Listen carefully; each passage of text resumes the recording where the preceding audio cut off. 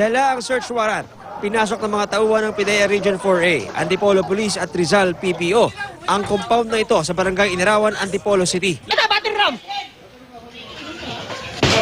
Ilang mga bahay ang sabay-sabay na pinasok ng mga operatiba.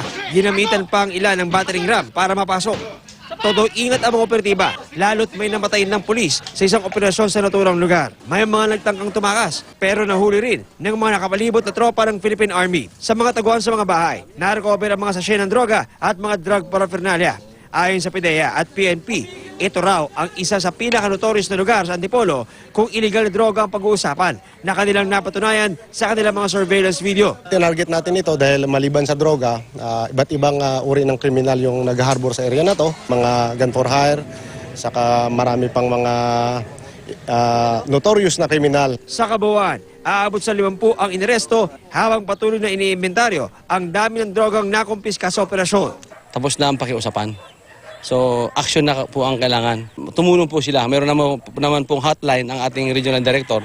So, continuous po ang bigay ng information. John Consulta, nakatutok, 24 oras.